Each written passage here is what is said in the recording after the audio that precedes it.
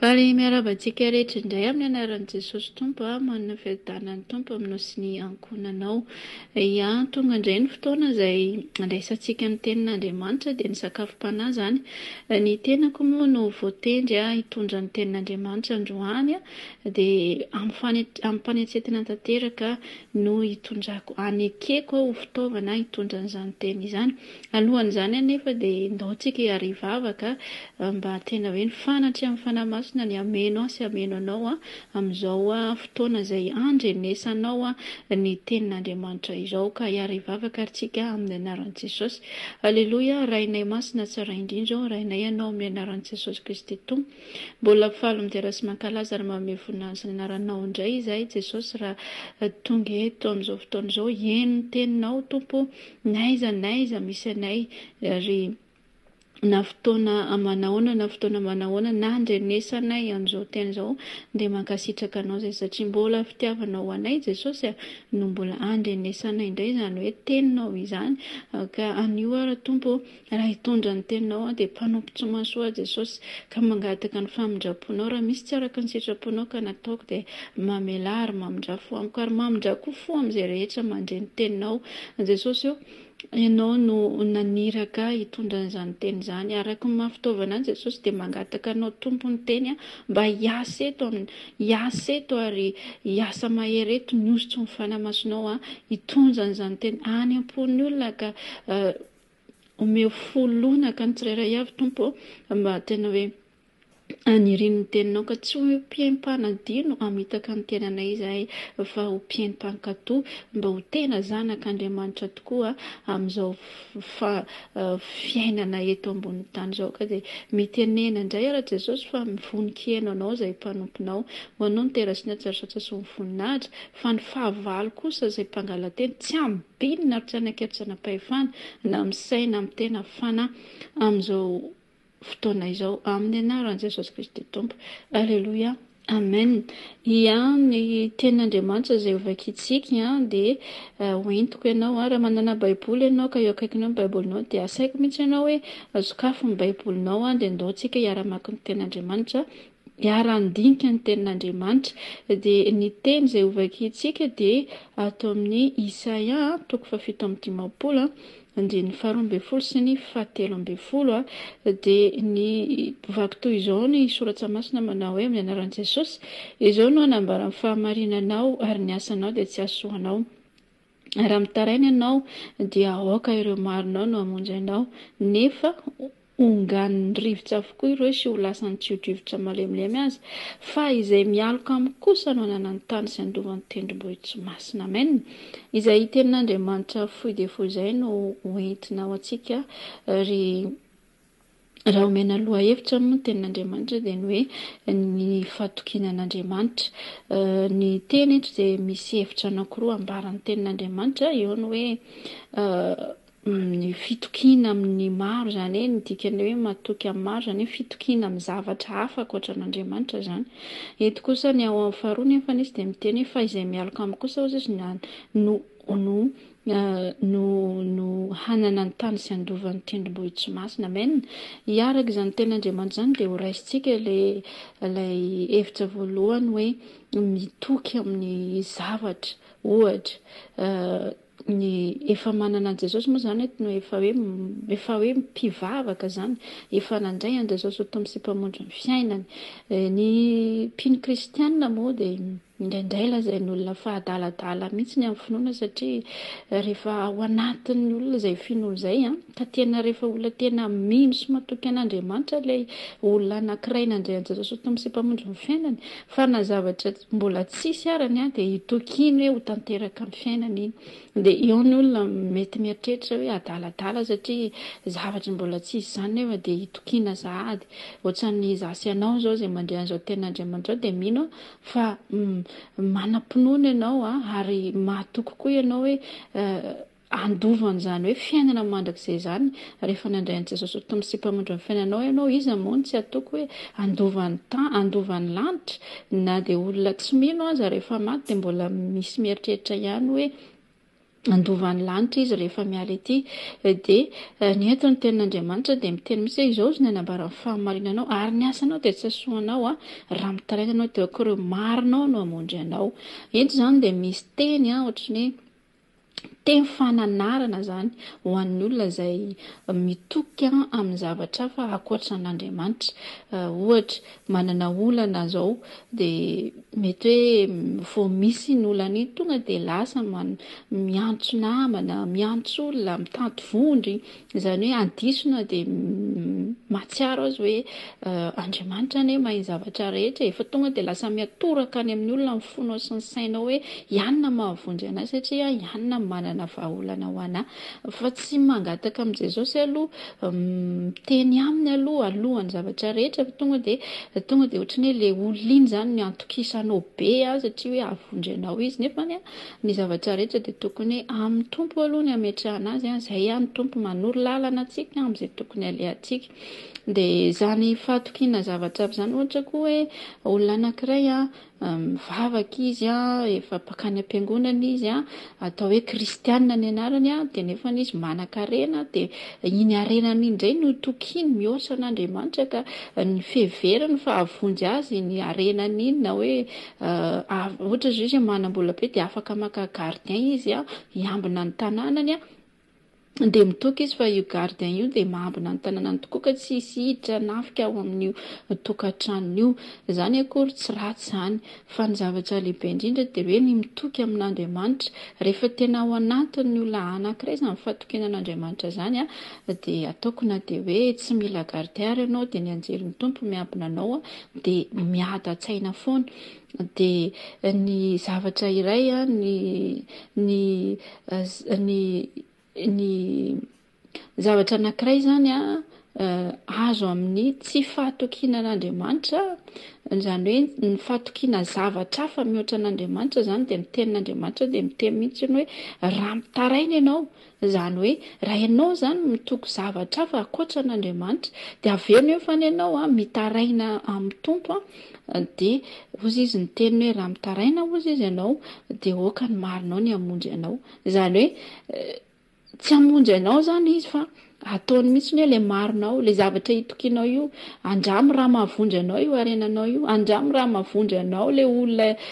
tena niantokisan'ny fonao sy ny sainao iny alohan'Andriamanitra. Raha mahavondry anao ireny dia mandana fa ireny ny amalanao izay no ny tenin'Andriamanitra eto ary ny asanao kosa izy nataony teny Soasamasina dia tsy asoanao izany hoe ny olona iray zany ny olona zany niza izy ka tsy matoky an'Andriamanitra dia ny asany dia tsy asoa azy zavatra rehetra ataony tsy asoa azy na dia manao hoe fanompoana any am-piangonana ary ianao satria asa ihany koa izany hoe fanompoana any am-piangonana izany ny fanaovana ny asan'Andriamanitra dia fanompoana izany nefa misy ny olona manao ny asan'Andriamanitra nefa tsy mahatoky tsara an'Andriamanitra izy fa mbola miroro-saina mbola manankina amin'ny fiainana amin'ny zavatra hafa mbola varimbariana dia hozy izy ny tompo hoe tsy mahasoa anao io fa ny fahatokiana an'i Jesosy no zavatra tsara indrindrany eo amin'ny fiainana amin'ny fanompoana izany hoe ilaina mihitsy izany io fahatokiana io ary takian'Andriamanitra mihitsy ny hoe mahatoky azy fa izy no afaka hamonjy antsika ary izy irery ihany no famonjena antsika fa raha ny vola sy ny harena ny fahalalana ireny zavatra rehetra ireny dia tsy mahavondry ireny fa ny fahatokiana an'Andriamanitra no mahavondry antsika zanak'olombelona. Ka Eto moa ny andininy faharoa dia miteny mihitsy ny soratra masina ny ao amin'ny andininy fahatelo ambin'ny folo ery amin'ny tapany by manao hoe fa izay mialoka aminy kosa ozy izy no hanana ny tany sy andovany tendrombohitsy masina hitantsika. Ny fahatokinan'Andriamanitra dia egalina fahombiazana, izany hoe rehefa tena matoky ny tompo ianao na zavatra kely fotsiny ary eo am-pelatananao ka atokisanao an'Andriamanitra dia fahombiazana ny valin'iny ary andovany tany ozy izy sy ny tendrombohitry masina. Ny eto an-tany moa dia ny fiainantsika fantatsika indrindra moa amin'izao vaninandro faran'izao maro ny zavatra miseho ety ambany masoandro ety, tena hoe miaina ao amin'ny fahasarotana tanteraka ny zanak'olombelona na amin'ny asa io, ny fidiram-bola, izany hoe maro izany no zavatra tena hoe mampiasa alohan'ny olona amin'izao andro ankehitriny izao dia eto ny tompo mihitsy dia miteny hoe fa izay mialoka aminy ozy izy dia andovany tany, izany hoe ninona zany misy eo amin'ny fiainanao ka hitokisanao amin'i Jesosy Kristy tompo izay eo am-pelatananao dia izy no hampandresy anao, izany hoe lova zany. Inona moa zany lova zany? Itsika tsy hitoetra eto amin'ity tany ity mandrakizay fa ny lova tsara indrindra izay efa nomanina antsika dia any amin'ilay tany vaovao sy lanitra vaovao dia ilay Jerosalema vaovao izay ny lova izay efa nampanantenan'i Jesosy antsika, fa lova eto an-tany kosa dia efa nomeny antsika ny zavatra rehetra fa ozy ny teny hoe katsao aloha ny fanjakan'Andriamanitra sy ny fahamarinany dia hanampy anareo izany rehetra izany, ka ninona izany hoe zavatra manahirana antsika dia tokony tsika tsy hirorosaina, tokony tsika atoky foana an'Andriamanitra ninona miseho. Raha ohatra ary izao misy olona anankiray ka hoe voaroka amin'ny asa hoe tsy manam-bola mihitsy izany fa ilay farany volana iny sisa ny raisiny, nefany ianao voaroka miasa tany amin'ny patronao hoe tsy miverina miasa intsony ianao fa tsy misy toerana ho anao intsony dia nomeny anao ilay karamanao dia iny ny vola kely iny any am-pelatananao dia tsy hitanao nefa izay atao fa lasa vaky loha ianao, vaky saina ianao hoe inona ny ataoko fa voaroka amin'ny asako. Fa raha mitoky amin'Andriamanitra ianao dia apetraka eo am-pelatanany ny vola kely anananao iny dia izy no hanolo-tsainanao hoe izao ataonao dia injay no entin'ny tompo hamonjenanao dia ho hitanao ny voninahiny, izany hoe ny fahatokiana izany dia mitondra ny fahombiazana mandrakariva, satria koa ny tompo dia niteny mihitsy izy manao hoe izay matoky any kely ozy izy dia atao mpanapaka amin'ny be, izany hoe fiainantsika izany dia tsy maintsy miangy amin'ny kely foana dia avy eo mandeha amin'ny lehibe, fa raha tonga dia ngeza be dia lasa kely dia iny tsy tafiarina intsony, fa aleo ilay mieritreritra ilay hoe kely dia avy eo lasa ngeza, izany hoe itsika izany mila matoky foana amin'ny zavatra rehetra, tsy zavatra ngeza be ihany no hitokinan'Andriamanitra fa ny farany bitika kely azy dia mila mitoky aminy zasy ianao amin'izay fiainana izay, satria ny fiainana eto ambonin'ny tany izao no tena mampiasa lohantsika zanak'olombelona na ny hanina hohanina rapaka ary dia efa tena hoe sarotra no mitady an'izany, fa izao matoky an'i Jesosy tompo dia ho hitanao ny voninahiny ary izy tsy andaona foy anao izany rehefa zanany ianao, nanaiky ho tompo sy mpamonjy azy ho amin'ny fiainanao ianao, tsarovy fa ny tany sy izay rehetra eo aminy dia an'i Jesosy ary ny zanak'Andriamanitra tsy very anjara izany, fa amintsika koa indraindray hoe misy ny hoe fitsapana, misy ny hoe fizahan-toetra eo amin'ny fiainantsika dia mila mihitsy tsika mahay mijery sy mamantatra an'izay zavatra izay, fa tsy izay zavatra rehetra tonga eo amin'ny fiainanao dia tonga dia hakivy ianao dia lasa ianao miantoraka mitady vonjy amin'ny olon-kafa dia hadisinao na dia handohalika eo amin'i Jesosy ary fa misaora azy amin'ny zavatra rehetra ary tiany aminy ny fiainanao rehetra rehetra, ninona tsy manambady ve ianao, ny tompo hanome anao, tsy miteraka ve ianao, akianao amin'ny tompo matoky azy fa izy mahay zavatra rehetra, na aina mpiteraka ny Sara izy dia hainy koa mbola mampiteraka anao, fa aiza manaritoky aiza mandeha mitady zanaka any amin'ireny hoe andeha ho any amin'ny mpanompo sampy ianao na no zavatra maro ianao, fa izao Jesosy ihany hitokiana fa izy no manome taranaka. Raha tsy manambady araka ny voalazako teo ianao aza mandeha any am-panao fanafody haka hody fitia, satria misy lehilahy tiako ry mba tiako hanambady aiza manao an'izany fa fahaverezana amin'ny setrin'izany any amin'ny fiainantsika no setrin'izany. Raha mbola tsy nandray an'i Jesosy ho tompo sy mpamonjy ny fiainanao ianao ka manana an'izany toetra izany hoe maka hody fitia hakana vadin'olona na ohatra hoe hakana lehilahy hanambady anao, hialaody an'izao izany fa tsy sitrapo nataony Jesosy zany tsy sitrapon'Andriamanitra zany ary ny fiafarany zany dia mitondra ny ohatra hoe lasa mpamosavy rehefa manao zavatra ato zany ianao dia fantaro koa fa raha misy ny fahafatesanao amin'io zavatra ataonao io dia ho avy ny ho tapitra ny andro iainanao ety ambonin'ny tany dia ho any amin'ny ray ianao izay namorona antsika zanak'olombelona dia ho tsaraina satria tsy maintsy ho tsaraina avokoa ny olona rehetra izay rehetra monina ety ambonin'ny tany dia tsy maintsy mandalo an'izany hoe fitsarana zany ny rehetrarehetra mihitsy na mpino io na tsy mpino na pastery io na mopera io niza zany raha mbola hoe monina tetỳ ambony tany dia tsy maintsy hoentina ho tsaraina eo anaty an'Andriamanitra tsarainy zavatra rehetra atao ka raha mbola tsy nandray an'i Jesosy ho toy misy-mpamondro ny fiainanao ianao, raisy Jesosy ho toy misy-mpamondro ny fiainanao dia manana fahatokiana azy, izy afaka manome vady anao, izy afaka manome zanaka anao raha ohatra koa ianao ka hoe tsy tian'ny olona ilikiloko ny olona ianao fa tsy mahantra tsy manana dia fantaro fa Jesosy tsy hanilikilika anao zany izy ary ny fitiavan'i Jesosy mirotsaka ao anatinao dia lasa mampahita fitianao amin'ny olona. Tsy mila akory ianao mandeha maka zavatra hoe mba hitiavan'ny olona anao dia haka zavatra ianao dia mba lasa tianao ny olona rehetra izay mahita anao fa Jesosy Kristy manana fitiavana lehibe izy ary izy dia Andriamanitra fitiavana afaka mameno an'izany fitiavana izany ao aminao izy ary mampahita fitianao amin'izay rehetra alehanao tahaka ny nataony tamin'ny Abrahama mpanompony rehefa nandeha Abrahama izay tany nalehan'ny Abrahama rehetra dia nahita ny fity satria Jesosy Kristy mihitsy no tao aminy, Jesosy Kristy mihitsy no nomba azy dia nampahita fity azy tamin'izay rehetra nalehany dia ohatran'izany koa zasy ianao na iza izy ianao zanak'Andriamanitra izay efa manotoky amin'Andriamanitra dia matoky azy na dia sarotra azy ny lalana alehanao hizoranao amin'izao vaninandro izao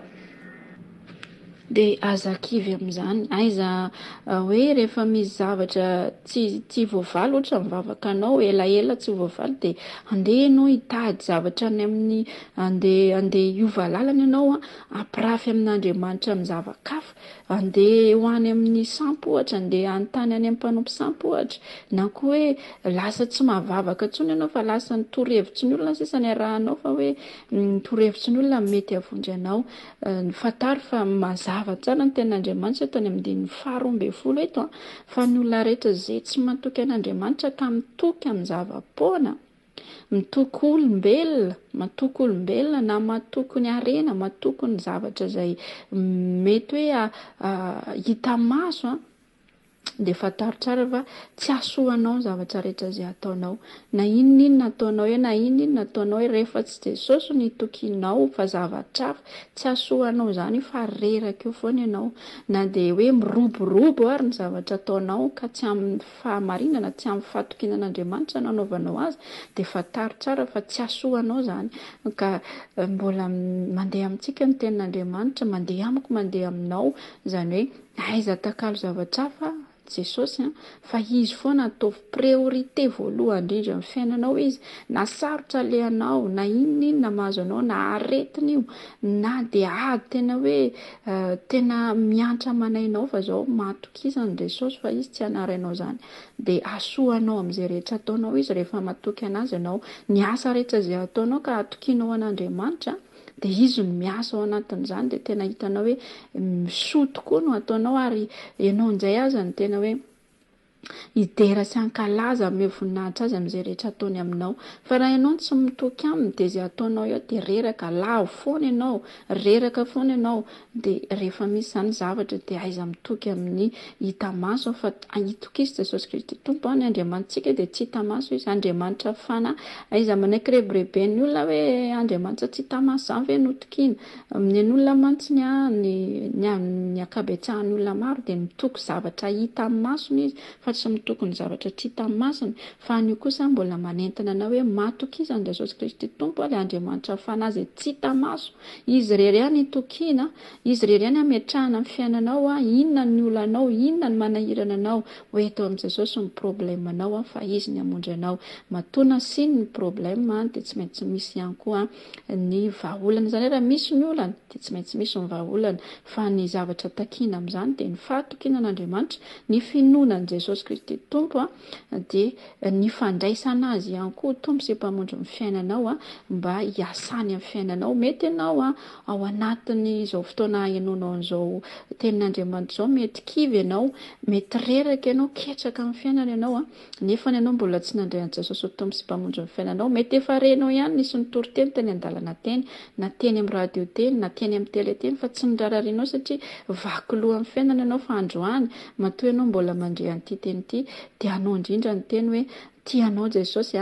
mitsaka dia raisy izy ho Tompo sy mpamonjy ny fiainanao, fa manana vahaolana ho anao izy. Tsara foana ny manana ny Tompo na dia misy olana ary dia misy tena tsampanao mihitsy hoe maivana ianao rehefa manana an'Andriamanitra eo amin'ny fiainanao, ka raisy izy ho Tompo sy mpamonjy ny fiainanao, fa vonoka hamonjy anao izy, efa namonjy anao izy, efa nanolotra ny aina izy, efa nomeny antsika ny zavatra rehetra, fa ny fatokina sy ny finoana azy no takiny mba hahafahany hiasa amin'ny fiainako sy ny fiainanao niza itsika rehetra zanak'Andriamanitra na izay mbola sy nandray an'i Jesosy dia vahaolana lehibe indrindra dia ny hoe matoky an'Andriamanitra fa izy irery ihany no tsy mba mamitaka, tsy mba mandainga. Izao tontolo izao dia mety mametoky anao izy hoe raha ohatra izy hoe hanao zavatra aminao dia mametoky anao izay tena ataoko izay rahampitso na raha afaka pitsy, nefa rehefa tonga ilay andro dia afaka mivadika aminao izy, tsy matateraka an'iny. Fa Andriamanitra kosa rehefa miteny izy hanao an'izao aminao izy, izao ny teny fikasana tonga aminao, dia matoka izy fa tsy maintsy tanterahany aminao izy satria Andriamanitra tsy miova omaly sy mandrakizay ny Andriamanitsika dia Jesosy Kristy izany, ka izay lazainy ihany tsy maintsy tanterahany. Aiza tao mankivy olana misy amin'ny fiainanao io fa tsy fahafatesana ny antony io fa ho fanehoan'Andriamanitra ny voninahiny matokisa foana na dia mbola mihasarotra mihoatran'izao ary ny fiainana ry havana dia aiza manary toky izany, aiza mitoky amin'ny zavatra hafa izany, aiza mitoky amin'ny sarin-javatra voasikotra, aiza mitoky amin'ny fanompoan-tsampy, aiza mitoky amin'ny olona olombelona mitovy amin'ny tenanao fa voaozona izay matoky olona, fa Andriamanitra irery ihany no itokisa ao dia Jesosy Kristy Tompo no hiantehero ary minoa azy fa ho tanterahany aminao izay iriny fonao rehetra. Amen. Izay indray ary no tenin'Andriamanitra izay noentina ho amintsika tamin'ny ity mindry manantena fa nisy zavatra niraisinao tao anatin'izay, nisy fampahirezana niraisinao tao anatin'izay voninahitra ho an'i Jesosy irery ihany izay mbola miteny amintsika sy mampahery antsika mandrakariva, na itsika zanany na ianao izay mandray an'izao teny izao dia tsarao fa matoa ianao mandray ny teny dia efa isan'ny zanak'Andriamanitra koa ianao ary tiany mihitsy ianao handray azo, ka raisy izy fa miandry anao izy aza vela andondona fotsiny ambaravarana ny fonao izy fa ampidirao anaty ny fonao, fa mila raisina mihitsy izy hiditra ao anatinao dia lasa hoe Jesosy Kristy Tompo no velona ao anatinao fa tsy anao intsony, dia izy amin'izay no hitondra amin'ny fiainanao rehetra, mandra-piala amin'ny fofinoanao, mandra-pahatonga any amin'ny raolanitra, dia izy no miara-dalana aminao ka tsy haniary anao izy na foy anao, fa zanany ianao rehefa manaiky azy sy matoky azy ary mino azy amin'ny zavatra rehetra. Amen. Nandao ary tsika hivavaka hisaotra ny Tompo. Aleluia. Jesosy Kristy Tompo masina tsara indrindra, misaotra sy mideranao mankalazanao mandrakariva satria lehibe tokoa ny fitiavanao izany. Mankasitraka Jesosy ny amin'ny teninao fa tsy ny amin'ny fahalalànay na ny fahaizanay no nentina tety nanambaran'izany teny izany. Misaotra betsaka fa inoko sy antenaiko ary resy lahatra Jesosy fa misy olona noka sy ianao any ary ianao mihitsy ampahery an'izany olona izany Tompo. Ninona olana misy eo amin'ny fiainany, ninona mety atsaina na aretina na inona Tompo zavatra mitsanga mpahazo ny olombelona amin'izao vaninandro iainana izao dia ianao ny ampahery an'izany olona izany Tompo ary ampatsiazo mandrakariva fa misy ianao Jesosy Tompo ilay tsy hita amin'ny masonay. Andriamanitra fana izay tompon'izao rehetra izao, ilay tompony Tompo sy mpanjaka ny mpanjaka, ilay izy hatreka ho mandrakizay, ilay alfa sy omega amin'ny fiandohana sy ny fiafarany. Mino anao izay Tompo ary enganeny tsirairay avy dia tena ho feno fahatokinanao tokoa nareo efa manana anao, nareo izay mbola tsy nandray anao dia handray anao Tompo sy mpamonjy ny fiainana izy raha mandray izao teny izao Jesosy, ka ho resy lahatra handray anao ametraka amin'ny fiainana sy ametraka amin'ny fahatokiny rehetra ao aminao fa tsy amin'ny zava-kafa. Miasa manokana ianao Jesosy amin'ny tsirairay avy isam-batan'olona n'aiza andehanan'izao teninao izao. Voninahitra anao anao rery ihany hatramin'ny taloha indrindra ankehitriny ary mandrakizay amin'ny anaran'i Jesosy Tompo. Aleluia. Amen.